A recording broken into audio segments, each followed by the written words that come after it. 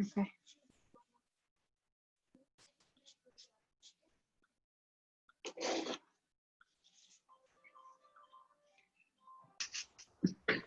Shayna, I see you, so I'm going to talk to you. What's going on?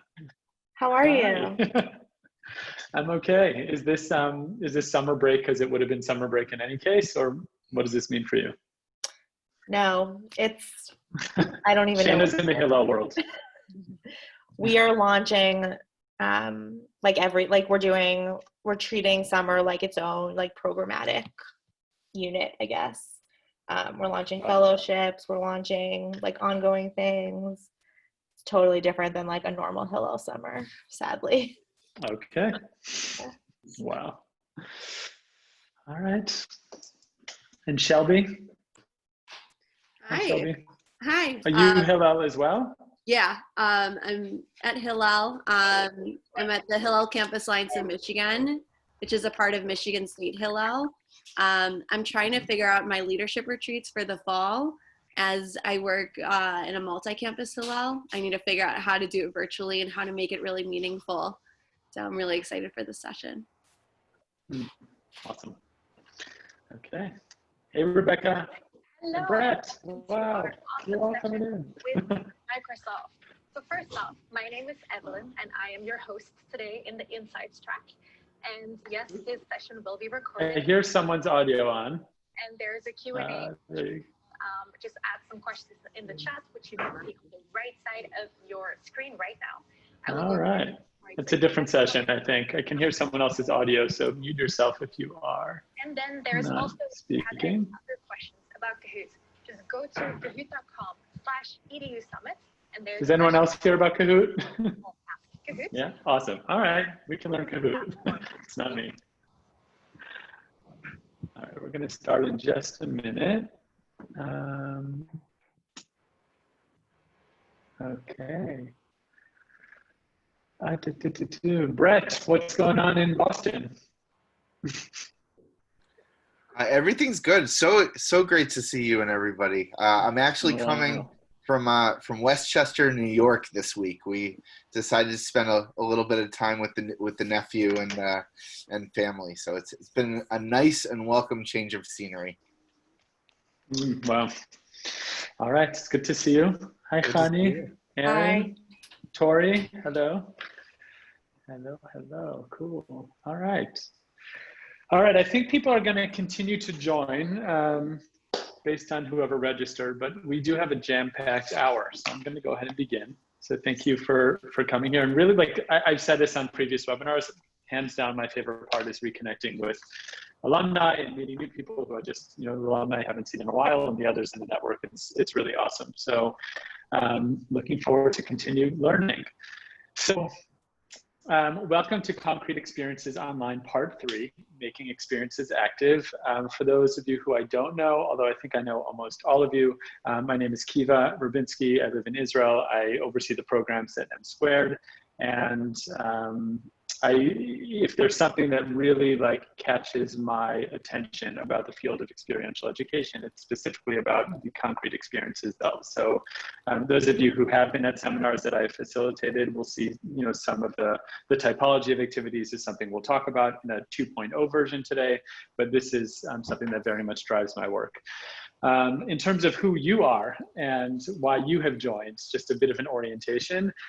Some of you have been part of this 3-part series and this is the third of a 3-part series. And for others, this might be your first session, and that's okay. But to give the context, the first session was presented by Tamara Rebick about the design of environment and creating an atmosphere.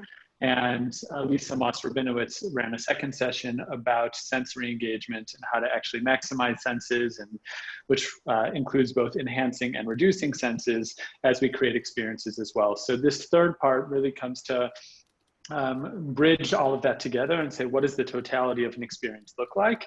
And just to give a little bit more space for this, For anyone who was part of those first 2 sessions or is just interested in seeing how they overlap with each other, at the end of this, I'll be staying on for another 15 minutes, which we'll call the hallway or the hallway conversation. And you're all welcome to stay on and we can see how they integrate best. So that is in terms of some brief orientation. The most important person arguably on this call is Haley Sklar, who works with us at M Squared as program associate. And she has a few very specific roles in this session. So I want to name them and you're able to also know what to expect. So Haley is going to be monitoring the chat box and let me know if anything comes up that I haven't addressed. I just don't see the chat box. That's who I am. I wish I did. You are welcome to private message each other. You're welcome to share reflections with each other. If you have a question, you can post it there and hopefully it will make its way to me. You're also welcome to just like, Kiva, I have a question, and interrupt that way. That is a completely, totally acceptable norm for the session. So that's one piece. Haley will also deal with any technical issues or questions. So we'll be breaking out and doing things. Any questions, just direct message her. And then I'm also going to be referencing a number of studies, articles, files, and throughout this, Haley will be sharing links to those in the chat box that you should be opening and saving for your own reference, because they'll just give much more context to the kind of highlights that I'll be sharing. So thank you, Haley. So let's go ahead and begin. So the focal points. Focal points are important for a session like this because anything entitled concrete experiences online lends itself to a ton of interpretation. And I'm sure everyone here has joined for a particular goal. And I'm not sure that I will touch on all those goals. So let me say what we are going to do and try and weave in other ways to address maybe what you've come with throughout. So there are 4 things that we'll be doing. Number 1 is starting off with a general frame for designing online sessions. This is a framework that minute by minute will hopefully help you structure what a 60 or 90-minute session could look like. I will then share an idea for how to think about distance learning. It's a word, it's a phrase that's been thrown around and we've experienced each to our own way. And I think a new lens on how to actually think about those words is quite liberating and helpful. I will also list a slew of methodologies that you can use both online and offline. And my gut tells me that many of you joined this session for that, which is like, how, tell me, what do I do right now? And how do I actually engage them? I'm going to give it to you, but we're not going to spend too much time on that because I'd rather spend time on the rationale and kind of the guiding ideas and principles of how to create an experience than throw it out. But you will get that as a PDF and feel free to use it. And finally, we'll get to the core tool over here, which is the Typology of Activities 2.0. It is a framework of ingredients that will help us design any experience, both online and offline. And we'll go into the online piece. So to start off, here's a frame for virtual learning. It is, as you see from the bottom, adapted from a high-intensity interval training model that Ray Ringel has developed. Ray is a facilitation guru, among many other things, and she shared this with the M Squared staff. It's the HIIT model, and she published her take on it that was featured in a Harvard publication, and Haley will share that link in the chat box. By show of hands, does anyone do high-intensity interval training as like a workout? Like, does anyone? Yeah, awesome. So I see some hands. Hey, Haley, you do? Right. Rob and Tori. Okay, some of you. So what high intensity interval training as someone who doesn't do it is technically what it is a fitness model that posits that if you do intense workouts for a short period of time, that is actually more impactful than doing extended workouts that might not be as intense. And therefore, to actually break up what a 60-minute session looks like and say there's an intentional space, which isn't 60 minutes for each thing, but each one is compartmentalized. It helps you do what you need to do, set the stage for the next part, and move on and kind of keep going. The way that Ray had developed this was for a 90-minute session, and we have adapted it to a 60-minute session because that's, for the most part, the frame that of webinars that we are offering. But the idea the idea stands regardless of how much time. I'm not going into the detail, like the nuance of what happens in each stage, because you can get that by reading Ray's piece, but we're hopefully going to experience this in our 60 minutes right now. So, you know, welcome is like kind of the who's who, and warm up could be an icebreaker, and it could be something fun and getting to know each other.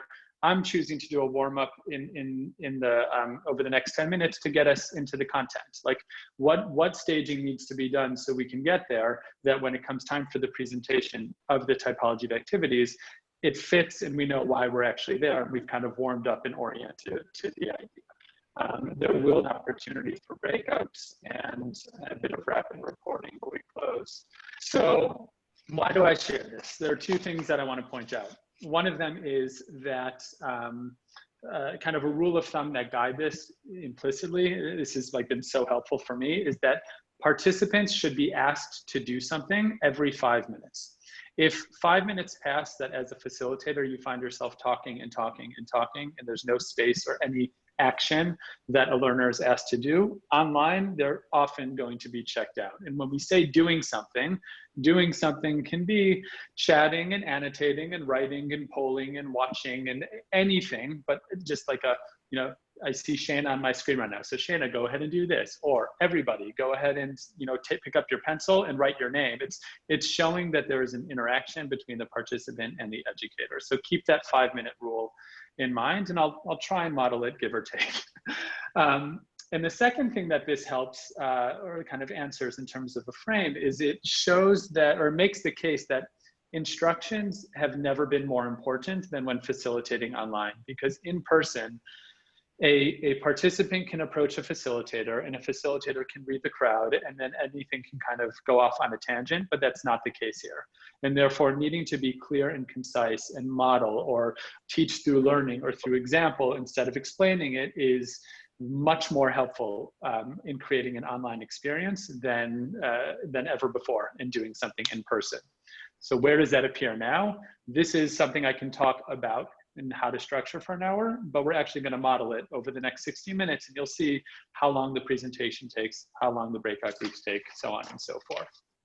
So we are going to get into, 5 minutes or so are passing, and I want you to do something. So we're going to inch towards that kind of action component. So the key question of what we are exploring today is, how do I design programs so learners are active and engaged, hopefully mitigating the sense of distance that they feel by being physically alone? I think that captures the reality that we're in, and this is the kind of guiding question that I'm hoping to address over our time together. The cool part about this that's written on the bottom here is this is also relevant when you return to face-to-face learning. There's certainly nuance in how to apply something to online, but many of these experiential principles are just as, if not more relevant when planning for an in-person gathering.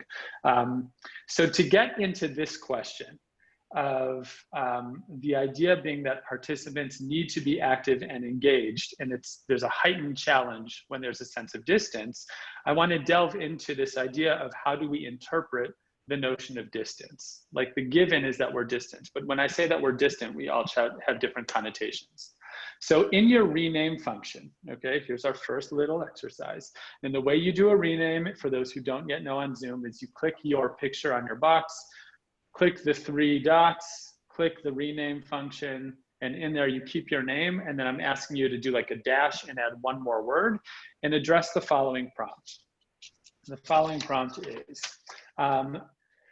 in the way, what is the word that you associate with distance learning in the way that you have been experiencing it? So when you feel like the last few months, all of your learning has been done distance, has it been like geographically distancing, pedagogically distancing, emotionally distancing, physically distancing? Anything that's not on this list is totally fair game as well. But what is distance primarily referring to in the way that you understand it? Just take a minute to think about it. Even if it's all 4 or many more, what's the first one that comes to mind? What about distance learning? What is defining about distance learning to you? Either as a learner or as a facilitator, anyone. Like, we've been on, but we're all on both ends of this at all times. Take just a few seconds and I'll look at the renames to see who has when you're there.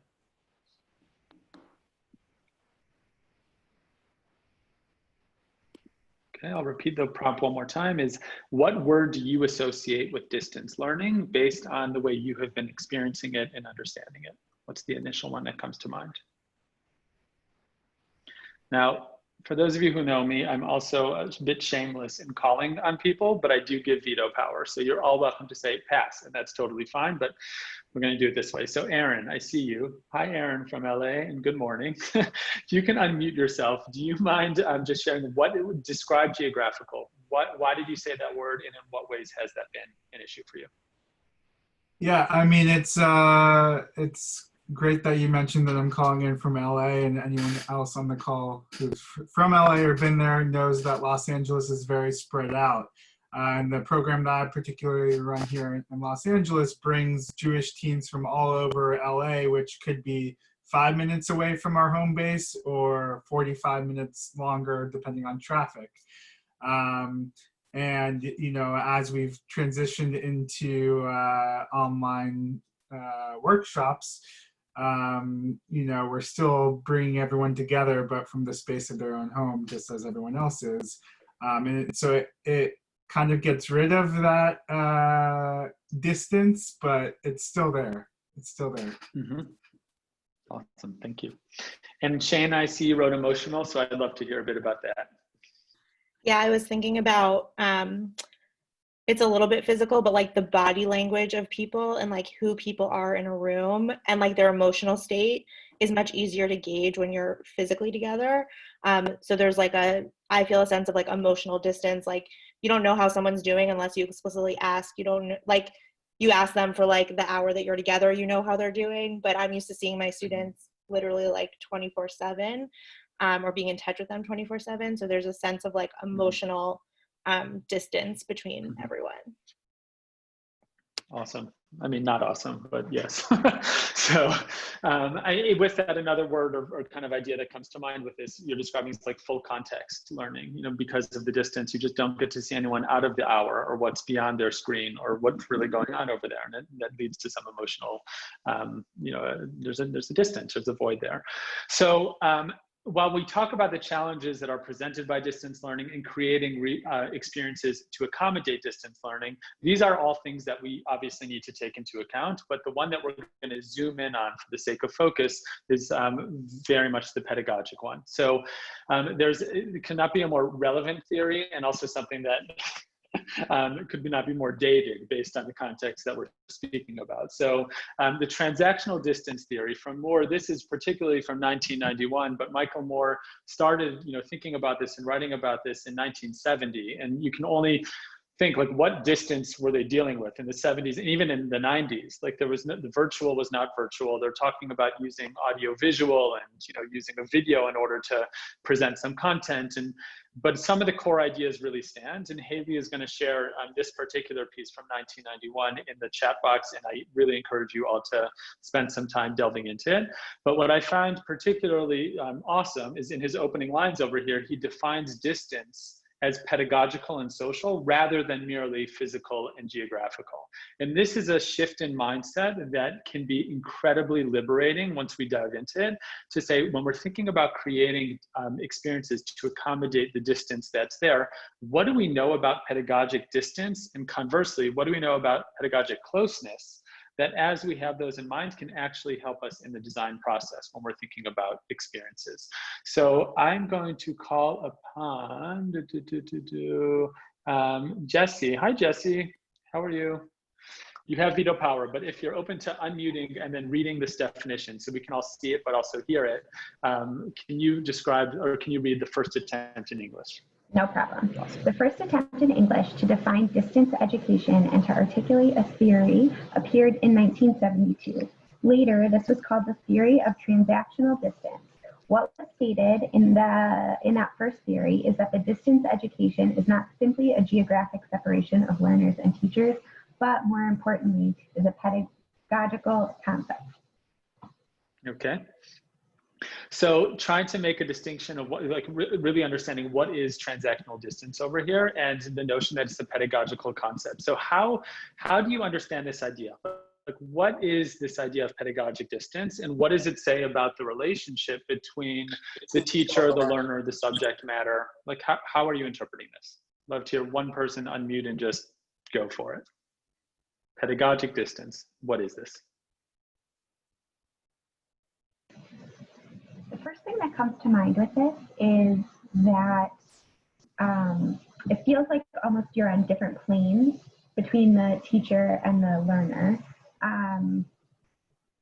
Because when I think about pedagogy, it's like how you use all your different tools and methods and systems to connect with the learner. And when when thinking about the distance of that, like not necessarily being on the same wavelength, is sort of what I'm getting from this. I don't know if that's totally right. Yeah, I think that's totally spot on. I mean, something that I'm reading into this as well is that, I'll use an example from in-person learning, and it's only more relevant when you're dealing with virtual learning, but a lecturer who is not engaged with the audience, or who's not engaging the audience, the learners, is pedagogically distant, right? Someone who's literally pontificating, who's just standing up there and talking, and if it were an empty room, it wouldn't make a difference at all. Like, that is an example of pedagogic distance. And conversely, from the learner, a learner who is totally shut off, who's just not present, who's distracted, who's not attentive to what's being spoken about or taught, or what's been experienced, or who's around them, is also pedagogically distant. Or the subject matter, the content, the values, the ideas, whatever's being taught or explored, if it's not relevant at all to anybody or anything, and it's just like, what? Then that's pedagogically distant. So thinking about all these different variables, they start to paint a picture of, if this is what can contribute to pedagogic distance over there, how do we, when thinking about online learning and online experiences, really get to pedagogic closeness and mitigate that distance so that the experiences we design, it doesn't even matter in person or virtually at this point, but there is a synergy, and there's a conversation between the educator, the learner, the content, and that becomes much more dynamic. The word that comes up in Moore's transactional distance theory over and over and over again is the word dialogue. And as you read through that document that Haley shared, just pay attention to dialogue. Who's in this dialogue? What's about this dialogue? Who's controlling the dialogue? How adaptive is this dialogue? Has it been totally prescribed as a dialogue? All of these questions will influence the degree of closeness or distance between the three variables mentioned: the learner, the educator, and the subject matter. So in order to kind of try and get into this, we're going to see if there's a correlation between some of the experiences that we've had online and this idea of transactional distance. There might not be, and this is totally as authentic as you can be with this. I'd like you to think about 2 online experiences that you have participated in over the last couple of months. And in doing so, the reason we're doing this is because we've all likely experienced pedagogic closeness and pedagogic distance without thinking in these terms. Like in layman's terms, we call these like successful sessions and miserable sessions, or like on total extremes. They worked and they were awesome, or I missed something and like, what was that? And that seemed to be a waste of my time. So when we've all been a part of them, both as facilitators and as learners, and in order to get into this, and we'll be revisiting these examples later on, so really try and get into one, try and capture for yourself on a piece of paper, like physically write this down. This is another quick online pedagogic thing, take people off the screen. Write down for yourself an example of a very successful online learning that you either taught or participated, it doesn't matter. And then also an experience you were part of that just fell completely short. You don't have to give a whole description. Write down, it was my staff meeting. It was this training session. It was a tech study. Like, it needs to make sense to you and to nobody else. Okay, I'm gonna give a minute for this. So just trying the instinct things, we've done a lot of them. What has been awesome and what really was not great.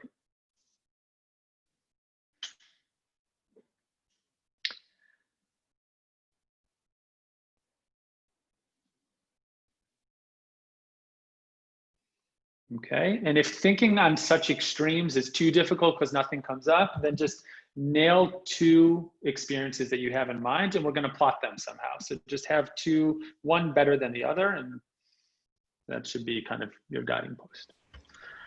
And as you have these in mind, or you are getting them in mind, what we're going to do just for a minute is try and place yourself on the spectrum. So the way you're going to do this through a quick Zoom tutorial over here is you bring your mouse all the way to the top of the screen, and you'll see an option that says annotate. Click annotate, and then click the stamp function. And as you click stamp, you're going to have 6 stamps to choose from.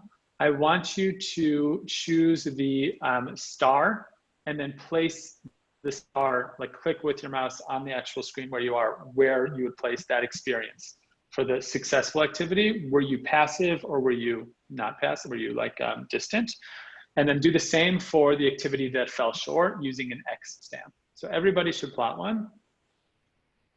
Somewhere along the spectrum, it's anonymous, you're not revealing what the experience was, who you are, but this is just to get a quick glimpse. Do the X's and where do the X's and the stars fall?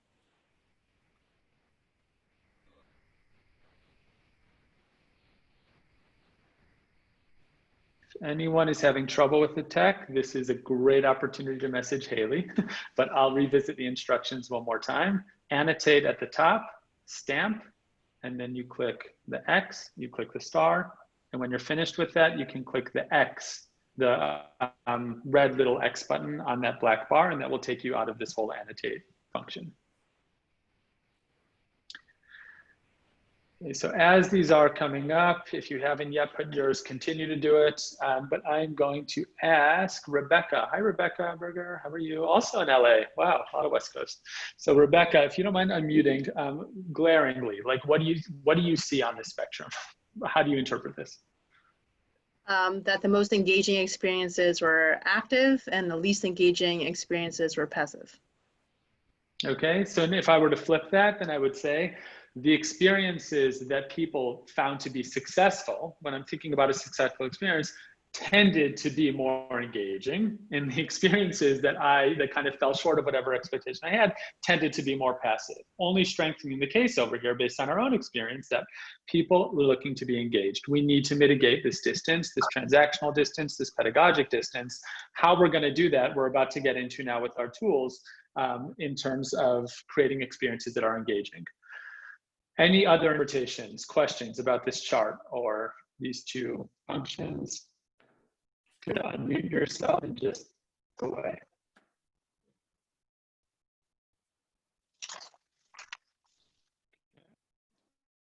Pretty self-explanatory. All right, so I'm going to go ahead and clear those pictures and now move on to the next slide. Okay, so how do we make something engaging? This is the slide that many of you may have been coming for. It's being sent to you now as a PDF in the chat box, so you should download it and spend more time on it as well.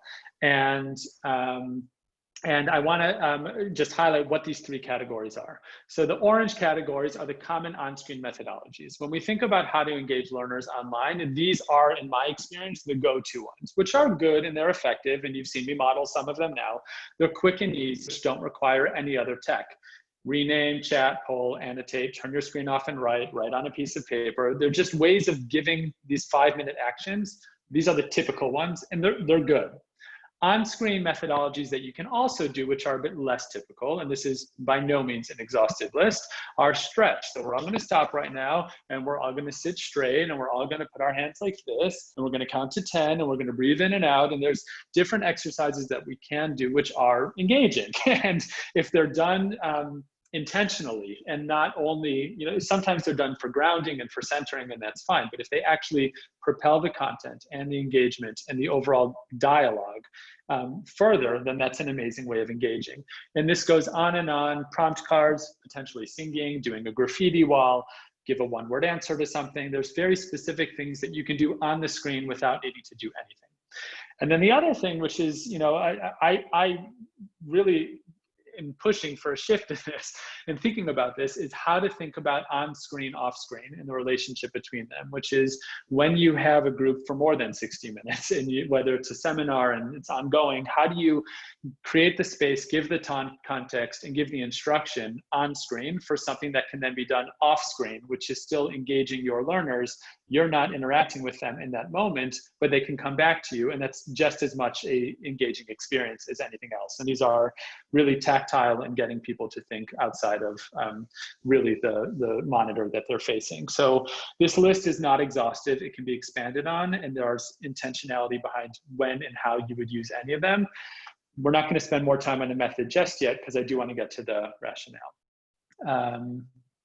Okay, so back to the high intensity interval training model. If that was all an introduction, a warm up, an energizer, why do we do distance? How do we mitigate it? What are some quick techniques? We are now getting into the core presentation. So this is the tool, one of the tools that we are at M Squared really advocating for in terms of how to go ahead and create an experience. I'm going to ask Tori, do you mind reading what's on the screen over here? Is that okay? I would love to. Thank you. Typology of activities. All the heart of experiential education are the activities that make and shape. The typology of activities are ingredients that can serve as a general guide to the activity design process. Alongside each ingredient is a question that educators should consider when constructing an activity. By addressing each question, the associated ingredient will be present. Okay, so this will be much clearer when I go to the next slide and actually shows you what an ingredient looks like, what type of questions. You'll get this and you'll see this. But a bit of context on this theory or this idea, it's taken from this book over here on experiential learning. It's very dated. There are many, many versions of this. I think they're up to the 8th or the 9th version of this handbook on experiential learning, which is disappearing in my background. But so you see it, it's taken from the middle of the book over here. There's like see it here. All right, it's now blue, but there's a little list that kind of lists things that you should take into account when designing an experience. And it wasn't really expanded upon, but in reading this, it really stands out as a typology, almost a matrix or a check mark of things that we should be considering anytime we are designing an activity. And there are some implications and applications, which we'll get to as well. How do we use that? What does it actually mean? But we're gonna dive into this idea of the typology of activities. For those of you who have seen the typology before, you'll notice this is the 2.0 because of all the sub-questions that appear below the actual categories. What we realized in thinking about this was every category kind of was listed over there, but it didn't tell me what my calling as an educator was to do. So if you're telling me to set a target and a goal, like, all right, that's kind of vague. We tried to center it a little bit more or guide it a bit more with a question, which appears below. So a couple of rules as we get into this, okay? Number one, try not to get overwhelmed. The idea is not to teach you this so you own it and you internalize it and you can use it now. I will highlight a couple of these and then you'll practice in breakout groups. You'll print this, you'll take this, you'll study it, you'll use it, and through experience, you'll go ahead and figure it out. But as we're going to go into the typology of activities, there are two lenses that we constantly have to be thinking about. There's the macro and there's the micro. I'm going to go back a slide so you're not distracted in trying to read it, but can focus on this point of macro and micro. So there's always, at any point in an experience, a macro experience and a micro experience. The macro could be a year-long fellowship, a week-long retreat, a day-long experience, an hour-long session, an entire online resource. Like, what is the big experience? And the micro can be the specific activity, the 5-minute exercise, the individual resource, the particular framework. There's in any engaging experience, there's the holistic piece, and then there are the individual components. The best example I can give for this, which is clearly a plug for M Squared Value Sparks, are Value Sparks. So for those of you who don't yet know what those are, you should know what they are, and go onto the IEJE website in Resources Value Spark and just get into those. But how this becomes relevant is Value Sparks by design are an online engaging experiences. That's what they're intended to be. They're based on a value that an educator is meant to guide a values exploration through a narrative and through some activities. So as we build on a macro level, what is the general spark? We're thinking about all of these questions that are over here. What are the goals of this spark? How will we exercise the head, heart, and hands? And what functional skills will we use? We're thinking about it on the broadest level. But we're also thinking about each one of these things when it comes to each of the sub-activities. In any spark, there are 3 to 5 different exercises, and they all go through the same type of process. Now, Is it exhausting? Do I have to do this? I'll get into how we use this in a minute. But if you can keep in mind that there's this dance between the meta, the big macro experience I'm creating, and also the sub mini experiences, the components of it, those are two different things that constantly need to inform each other and work together. Okay? So that's the macro and the micro. Now, how we go ahead and use this. The more ingredients that are considered, the more engaging and the more active the experience will likely be. Now, the key word to think, to what I'm saying intentionally, is the word consider. Considering it might be, I hear this question and my answer is no. Like, will my learners be challenged, or will it be for the first time? If I'm intentionally saying, no, I'm not teaching them something new, that's coming from a place of intention and not coming from a place of not having thought about it or a missed opportunity. So the idea behind this, we'll get through them, is to really go through each of these 13 ingredients and consider them and say, as I'm designing an experience, is this question actually guiding me? Have I considered it? And in what ways will it shape the experience that's coming, to take place? So what I will do right now is highlight 3 of these. And after I highlight three of them, I'll give you some time to reflect on this on your own through a prompt, and you're going in breakout groups to begin applying this to some of your own experiences. So 3 of them. Let's start with stretching your personal and collective boundaries. The middle row, this one that I'm hovering over. So the question over here asks me to think, what will be new or challenging for my learners? So I'm thinking about whatever session I'm developing or experience I'm creating, and I'm like, wow, what will be new or challenging for my learners? And as soon as I think of that question, then this sense of newness or challenge will elicit a reaction of being engaged, of being present, and of being motivated. So as soon as I create something new or challenging, that will likely motivate my learners, intrigue them, get them to participate. And as a result of that, it's stretching their boundaries, meaning by definition, something new and challenging is taking them out of their comfort zone. So what I want to do is think of this question, and the result being, I want my learners to stretch their boundaries. In the same way that, I'm going to consider a question over here because I want to know that there are clear targets and goals for what this session will actually be. So a second example, if I go into incorporating opportunities for tactile engagement, and I'm thinking about the session I'm designing, and all of a sudden I'm like, wait a minute, what are the modalities other than speech that I am using to engage my learners? What that is doing is getting me to think about senses and activities which will likely result in a much more engaging experience.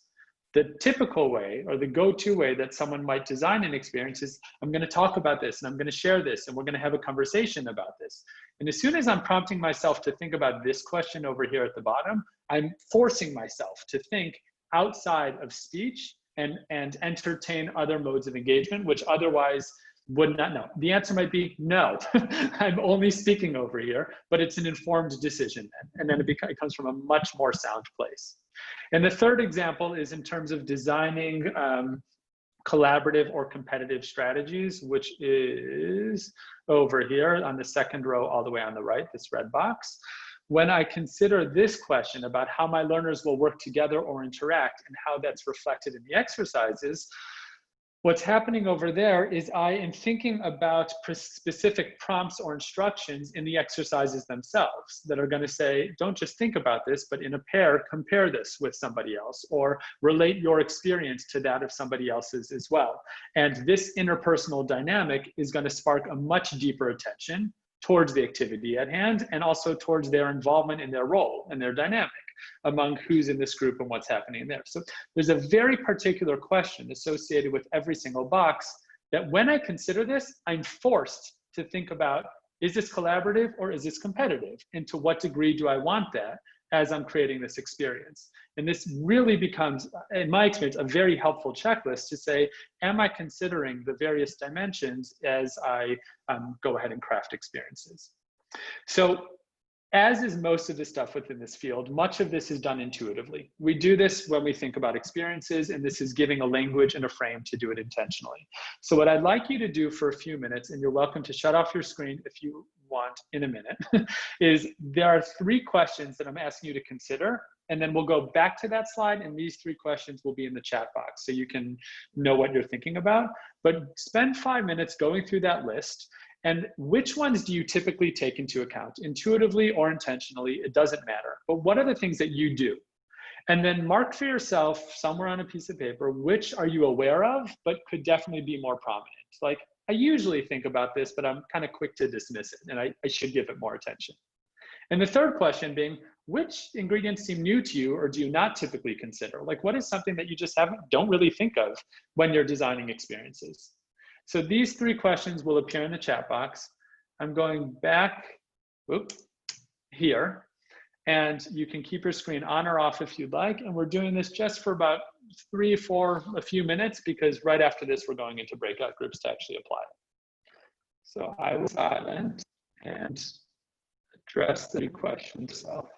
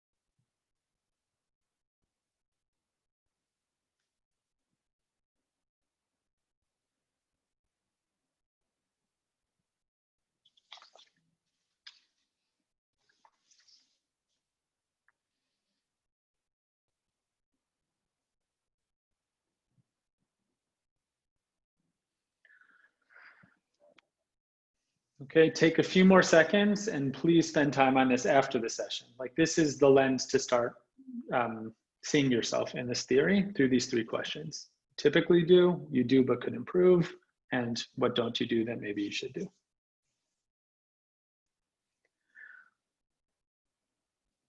So I'm going to continue on and just address very briefly these application and implication questions, which some of you may be thinking. So do I have to consider all 13 ingredients for every session? The answer is, I think you should consider all of them, but as I mentioned a couple of times, considering it can be quick to dismiss, and considering them can also be much, take a lot more attention in terms of entertaining. What does it actually mean? An example would be in the Values Spark, the most recent one, about preservation. If you haven't yet seen it, you should. There's an activity about how we preserve our name. And within that activity, there are 3, how we preserve things: our name, our language, and our appearance. And within each of those, that activity, there are 3 sub-activities. So does it mean for every activity I'm going through all of them? The answer is yes, but for some of them, I'm very quick to say, this is not a social activity. Check off the box. So there are rules and restrictions. This is the rule that I want to give. And they need limitations. I'm designing this box, and they shouldn't fill more than 5 words in here. So it's giving those instructions, but doesn't necessarily take tons of time, and you'll be able to see that as you practice it. Number 2 is the question that appears next to each ingredient. The question to consider? Absolutely not. This is our first attempt of trying to give a question to each of these ingredients. So far, they're helpful, but I'm sure that we will have in 5.0 very soon. That's a call to all of you. If while you're using this, you find a different question to be more helpful that you're creating, please share that with me. And number 3, is this meant to be used on macro or micro? The answer is both. And as I'm about to send you in breakout groups now, you'll choose the extent to, if you want to focus on like the one activity within the Spark or the Spark in general. They're all experiences to different degrees in and of themselves. So how we're going to do this. The task is, in breakout groups, to consider how one ingredient from the typology of activities contributed to an online experience that you had. Where was it present? Where was it missing? But only focusing on one. And the way that we're going to do this is by focusing on one of the experiences that you identified as either your great, resoundingly successful one or fell completely short. You'll choose one of those that you want to focus. My suggestion is that you'll be doing this in pairs. So one of you should focus on like, this was a great session, and therefore it's likely that this was really there. And one of you focuses on the example that fell short, and maybe we'll be able to say like, there were no rules, there were no goals, there were no targets. And getting into that might give perspective on why it fell short. You'll have not 15 minutes, but 10 minutes to do this in pairs. And do I really mean one ingredient? The answer is yes. Like, try to focus on one ingredient and get into just one of them. We're actually going to assign the ingredients. We're going to do it as follows.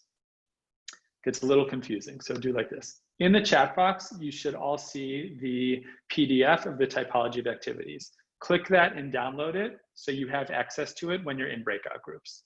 So you should all have that sheet because you won't see this PowerPoint.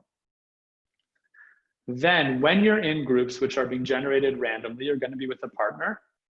Haley is going to broadcast something that says, you'll pay attention to what room you're going in. So it says you are being transferred to room number 7 or room number 9, just that's your number. So pay attention to what room you're being put in.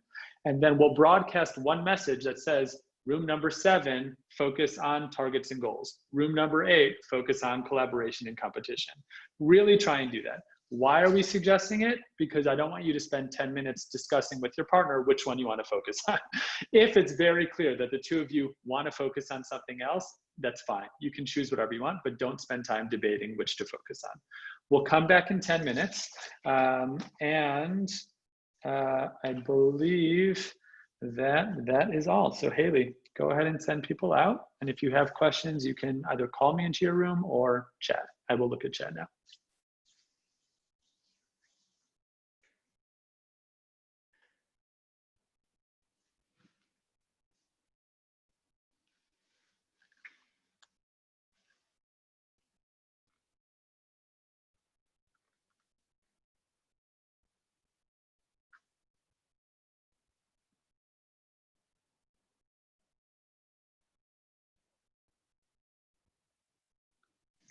Julie and Raya, are you having a problem?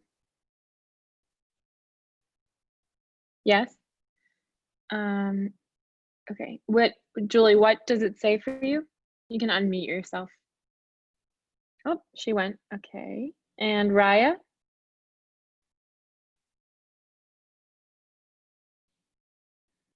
Yes, no, maybe? I will join another time, okay? Sure. Thank you, because I'm very new to this. I'm enjoying it. Yeah. That's okay. Do you want to give it a shot?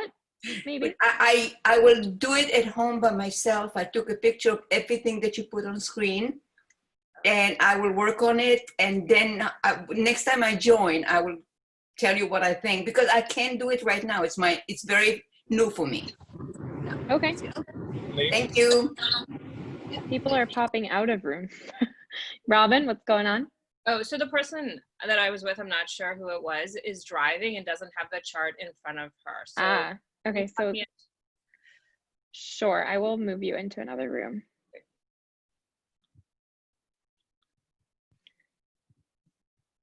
Wait. Okay, hold on, sorry. That's okay.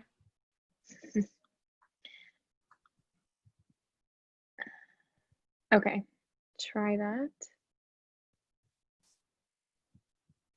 Wait, Lindsay, do you need another partner? I popped So maybe I Lindsay popped them in and Robin? out of, I popped Lindsay out of a room, so it might have kicked you out. But now you should both be able to join room 6. Was I supposed to get an invite? You should have. It didn't send you anything? Mm-mm. So why, Now Robin that- and Lindsay, do you want to do it here? And I'll just go back to that slide instead of going into a new, or did you leave someone, Lindsay, in the room? You're muted. We can't hear you. Sorry. I was like, yeah, I could talk to myself. It's not overly helpful. So Robin meet Lindsay, Lindsay meet Robin. Hi. It's nice to meet you. Nice to meet you. Where are you, Robin? I'm in Boston. And you? Oh, LA. I will give you guys group 7, stretch personal and collective boundaries. Perfect.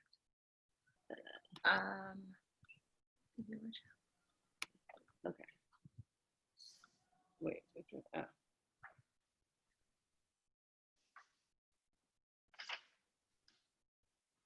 What did you, this is so, what, it's so weird with you guys all here.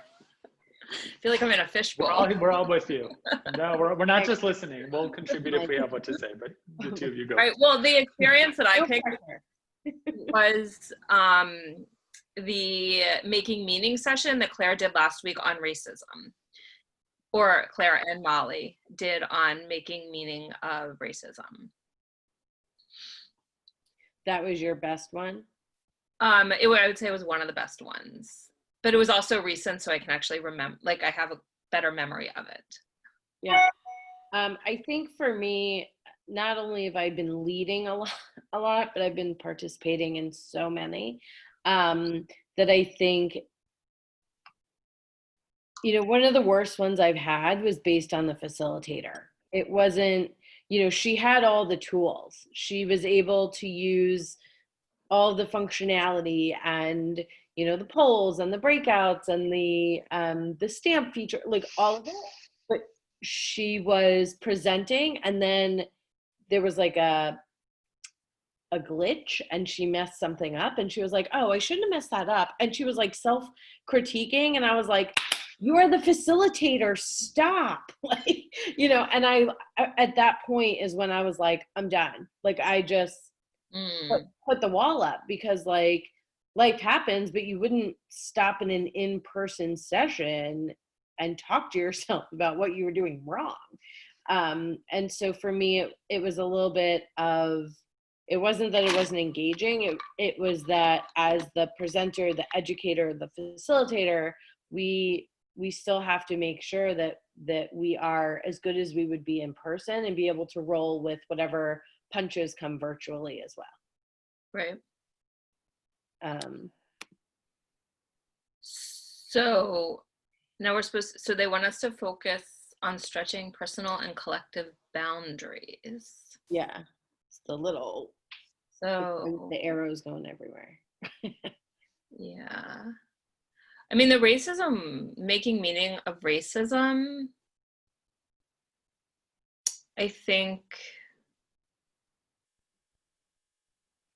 that's sort of what just the topic in and of itself was very much about stretching and listening and who we are as individuals and who we are as collective, mostly, if not all, white Jews, or not people, well, I don't know. I don't remember enough that if there was anybody that was not white on the session, but I suspect not.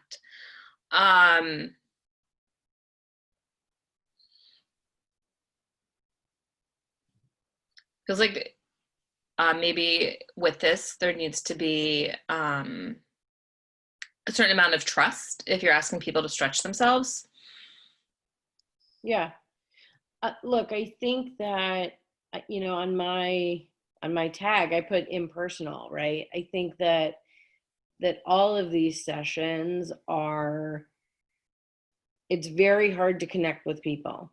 It's hard to build any sense of like a safe space. It's hard to you know, part of human dialogue is being able to be like, yes, and, right? Like not interrupting, but saying like, I want to build on that. And so in Zoom, you miss that, that ability to read the counterparts in the room, your peers, like, and so you're just like, okay, I'll raise my hand, but then 5 other points have been made and your point is now irrelevant. So I think in terms of like, I'm trying to think of how do we stretch people and challenge them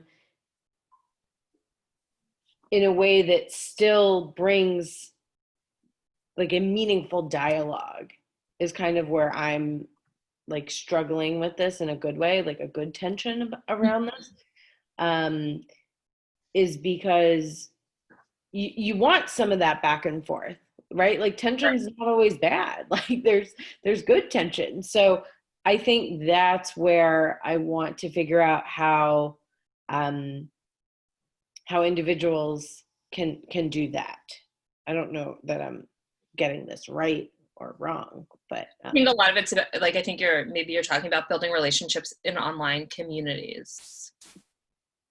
Yeah, I mean, not necessarily relationships, because look, if you're on a national or an international Zoom, you're not going to build a huge relationship, and especially in an hour-long session. But how do you get one another to a place to have actual meaningful conversation versus, you know, oh, I know someone in Palm Beach, right? Like, right. How do you like create the space for them to challenge one another, for them to grow, to learn, to interact in a way that is more meaningful than what I have thus far experienced via Zoom?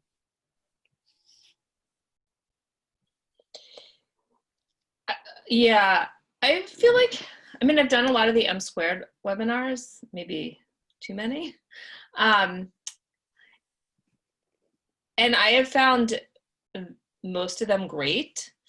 The ones that I consistently don't enjoy are the ones where like, it's just streamed and you can't see how many other people are on the call. Or it's like also streamed on Facebook and it's like literally a frontal presentation. I'm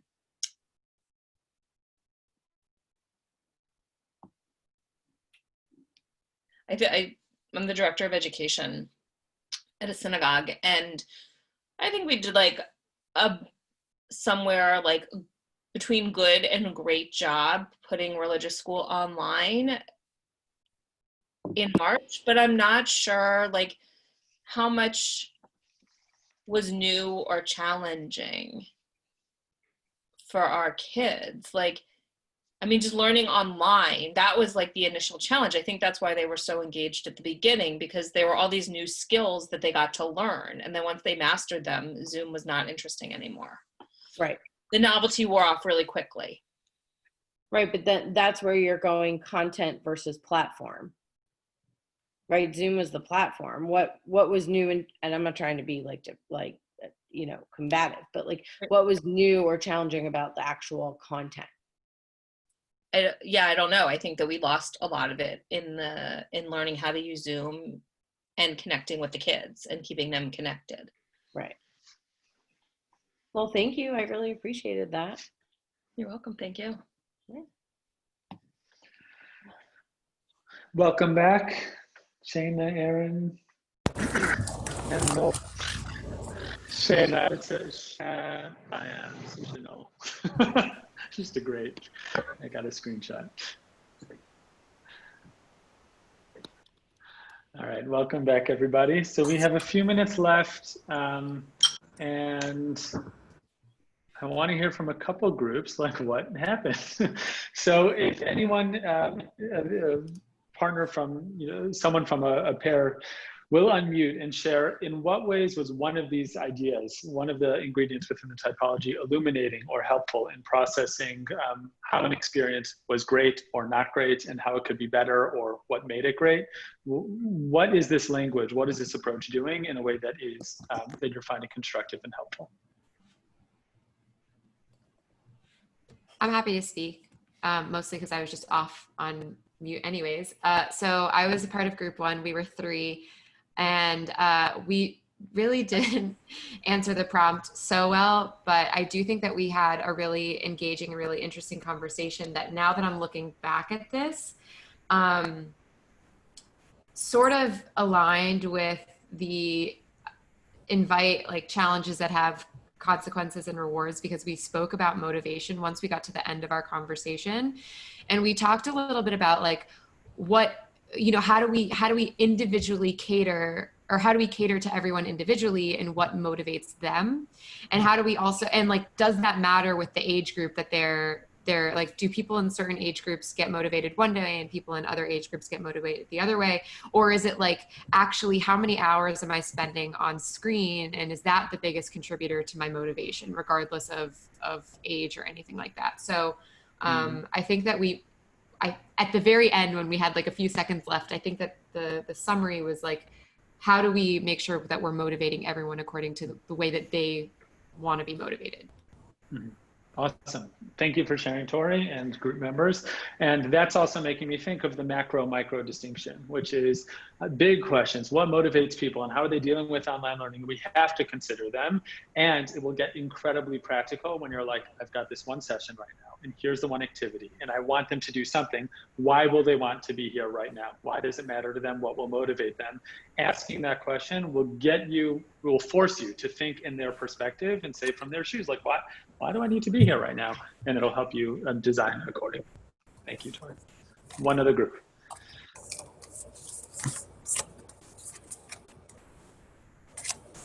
Hi, I'll share. Hey, Fanny. Hi. I found it very helpful to understand more what a journey and a sense of movement means. I first was kind of limiting it and understood that I naturally do it in real life, but creating it in a much more deliberate way virtually was something that I need to consider. Yes, and I'm still considering, not exactly sure, but just like you know, Ira pointed out, what you're doing right now, you're moving us, and it's clear we're moving fast. So how do I create that? Yes. Mm-hmm. Awesome. And when we think the sub question within Journey is focusing on story, that's the metaphor that we've chosen to take, which is, what's the story you're telling? Is it the same story that your learners are experiencing? And often there is dissonance. So how to make sure that there's not. And then going the sub question in there, which is like reading between the lines, is what are the chapters of the story? Like what are the various components of it that are going to make this a relevant, a compelling story? A journey in movement implies that there are different stations along the way. So what are those and how do they piece together? It relates to the other ingredient of using construction and deconstruction, which is, how do the various elements of the experience fit together? How do they build on each other? How do they relate? What do I need to remove? What do I have to make space for? All of those are considerations too. Sparks is a great example too. When we're designing it, we come up with so much more material than you would ever see, because in the end of the day, we're deconstructing and we're saying there's a particular story that we're telling. So those elements in chapters become very relevant. So I am mindful of time, and I thank you for really going along this journey or this story. And I hope that the building blocks really did prove to be coherent and build upon each other. I'm staying online for the next 15 or so minutes.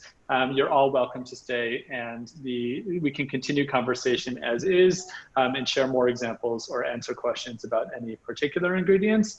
Alternatively, if anyone was part of the other sessions and wants to say, well, what does this have to do with how I create my space? We can get into that as well. So anyone who needs to log off, thank you for joining, and everyone who's able to stay, let's continue.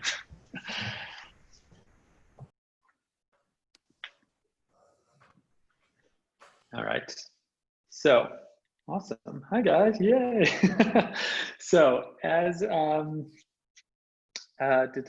will let whoever unmutes themselves first and wants to ask the question, either can we spend more time on this chart or talk about how it fits with space and sensory, will dictate where this goes. So the stage is yours.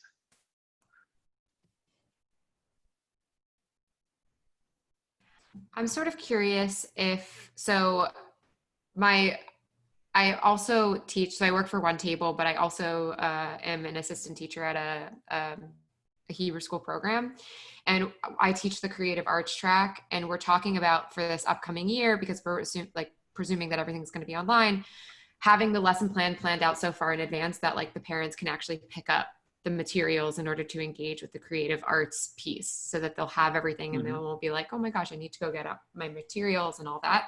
So I'm wondering if anyone's done anything like that, where they've had materials or physical things delivered, and sort of how that's worked and all that. Julie, do you have an answer to the question? Yeah, we started out our with Pesach this year and online, and we did some personal deliveries, and it was great. The kids loved getting things at their door. And I actually continued with a few of my younger classes with those personal deliveries. It's a lot of work. This year we're thinking of doing pickups, box pickups, for 4 different units through the year,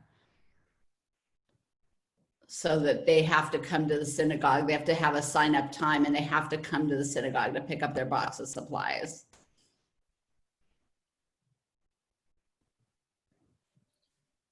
We are. The question about what, go ahead.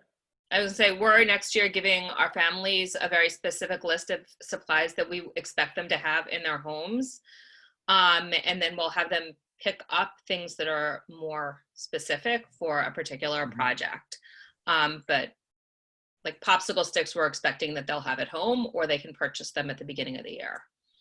Markers, crayons, they have at home.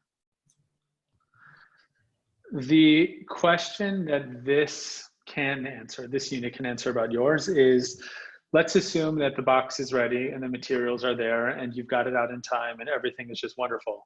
What are they doing with it? I mean, the question is, how do you engage your learners so that this becomes, obviously you're thinking about this, and the real question is, how do I adapt that? Because if you are doing it with such advanced notice, and we've never been in such turbulent times, that day by day, like there's a new opportunity that comes up. And so then you start asking yourself, like, let's say I have an idea of printing a beautiful instruction card about how to use every single resource, and I want to incorporate that.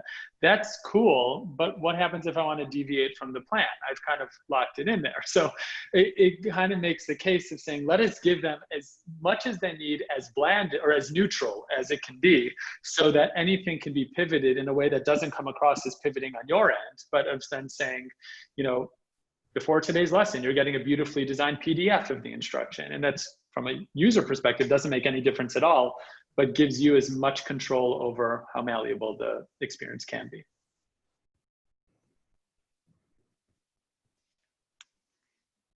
Other questions, either about this framework or, yes, Robin.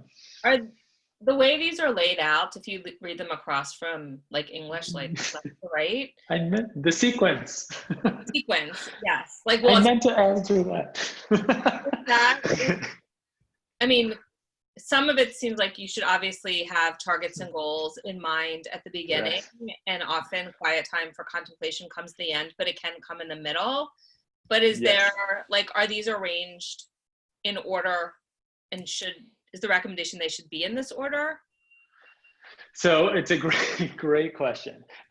The typology of activities does not appear in an order at all. And up until about 2 hours ago, we never had posited any order whatsoever. And as I'm looking at it, I'm like, there is a sequence, but a non-committal order to it. So it's logical, like you said, that one will start with the goals and end with the contemplation and reflection. And even some of the way that I've now organized them is likely facilitates the program planning process, but not only. And you can it's such an iterative process that as you're going along, you might say, like, as I'm exercising my head, heart, and hand and thinking about 3 excellent activities or 1 activity that's doing all of that, it's forcing me to then revisit my sense of journey and say, is it going in the place that I wanted it to? So the answer is yes and no, meaning this is the most logical sequence if it were to be linear, but it is a non-linear process. So it seems interesting, but maybe because I've been thinking a lot about the CDM, that you have elements of risk as the second one before restrictions and limits, like before you've laid out ground rules. Correct. So that was based more on the sub-question, which is, why does this actually matter? Like, why, meaning, and that's why we might want to come back to that at the end, but why does it matter? And if you used the example before about Claire and Molly's racial justice meaning-making session, where the question that we would think of very on is like, why does this matter? Why do we have to do this right now? And as soon as we get into that and we really identify with what our goals are and who our learners are and what we can offer them, then we can say, like, we want to give real risk. We want to make this a vulnerable space. We want to introduce something that wouldn't be spoken about in another space. Like, it grants us the authority to tell the story and construct a story in a way that we might not be open to without thinking of that question. But this is not a scientific chronology whatsoever. Like, don't, this is intuitive and new. And these came out of that book, or you made these a combination of? Most of them came out of the book in terms of the headlines. We've combined some of them. There was, in the first version, there was like 19 and then 16, and then, so kind of put them together. I already know how I would change a couple of them. Meaning on our printed version of cards, it actually says invite challenges that have stakes, consequences, and rewards. And now on the digital version, I removed stakes out of that and put the question about stakes somewhere else because I felt it didn't match the incentives piece. So it's based on that, and all of these sub questions have nothing to do with this book. That's also based on how we're thinking about it and adapting it. But Lisa, hello. Yes. Hi, I'm in Tampa. I work for the Tampa JCCs and Federation. Nice to meet you all. Nice to meet you. This has been awesome, and I'm thinking about something I'm doing tomorrow, and I wondered if I might borrow the brains of those who are left to troubleshoot something. Cool. Awesome. So I'm doing a graduation ceremony tomorrow for a group of young leaders who have graduated from a program they've been in for 4 months on getting more involved in our community. So the goal is for them to now go on and get involved with us in our community. And so the experience I've created tomorrow, it occurred to me is maybe one direction where I might actually be able to join several of the audiences. So I've got the graduating class of 20 something. I've got our CEO and a couple special guests, including a speaker. All of this will be short 10-minute speaker. I'm gonna reflect on the year. I'm asking the graduates to all say like 30 seconds or less, like something that was meaningful to them about the program, what resonated for them, what they're planning to do next, kind of thing. So that's 23 people we have to get through 30 seconds or less. Mm-hmm. And it occurred to me while on this call, as I'm thinking about creating a sense of journey and movement, I haven't asked our other guests to do something, and they don't have to, but I think it could maybe resonate even more if we do something with the group. The other guests are like other community leaders, people that have been involved for many, many years. And I'm wondering if there's something I could ask them to do, like to give a gift back to them, either using the chat or some other feature, without distracting from the group, what's being talked about, how they could offer advice, or how I could do this in a way that's meaningful. And I just saw something that said, hold up a sign. Awesome. Interesting. I was at a Simchat Bat on Sunday, and they asked everyone to prepare blessings for their daughter and come, and they were going to designate a specific time. And when they asked everyone to hold up the blessings, they did it like alphabetically. And they said, so we're going to do A through M. And if you don't have your sign held up, we invite you to look through and read all of the blessings that are held up. And then we're going to switch to the next. And like, when you look, you'll look through and read all the blessings, and please like mail them to us or email them to us, or, whatever it is. And so like I made my virtual background was like my way of doing it.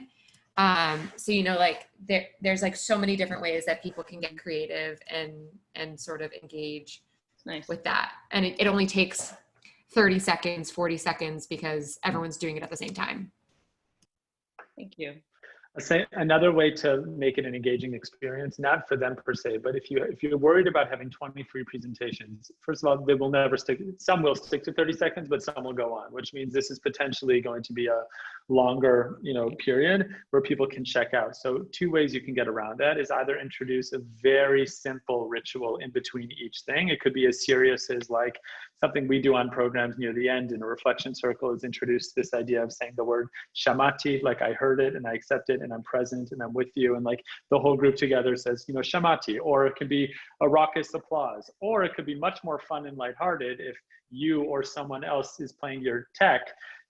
It has like a 10-second different music song interlude, in between each thing, which is a fun thing. It gets people to smile and to laugh, but all of this engages. That's an idea of like, how do you adjust elements of reality by having that music and having like just something that spices it up that you wouldn't otherwise do. If you can tie the song, the lyric, the intro to the person or something that, I don't know, they really exhibit, it requires work, but it has such a profound effect in breaking that time and making it more desirable than burdensome. Like for someone who's Grammys or whatever, where they play the music. Exactly, that's it. It's exactly it. Yes, their walk-up song. That's it. It's the Grammys and the walk-up. So those are some ideas. Okay. And the underlying idea behind that is the audience who you're trying to figure out a role for them, they don't need a role per se at that point because they're engaged and it's not about them. Like your question about giving them a role is how are you keeping them captivated? And if you're creating an engaging enough experience and they're captivated, then you've accomplished your goal. If anything, I wouldn't offer more time that distracts from the other people just to engage them. Yeah, no, that makes sense. And by the way, I love the idea of the background. I have yet to figure out on my Mac how to do it. It keeps telling me that I don't have the right software, and I'm like, I do. It's all upgraded, and Mine doesn't work either. It's the virtual backgrounds actually isn't a software requirement; it's a hardware requirement. So you have to have the right processor on your computer. And so there's just some computers that are just not capable, and it's the same thing with a lot of Zoom features. So I'll drop my email in the chat, and if I'm happy to tell you whether or not you have the right hardware for it. I'd love your help. Yeah, because I've tried. I'm like, maybe I should just stop trying. I'm just gonna stop trying. I bought a new computer for that road. Wow. Kiva, I had a question. Go for it. It's really been good to stay on longer with all of you, and I love how you called it a hallway conversation. That's neat. Do you find that any of these, card steps are more important or less important depending on the age group of the learners?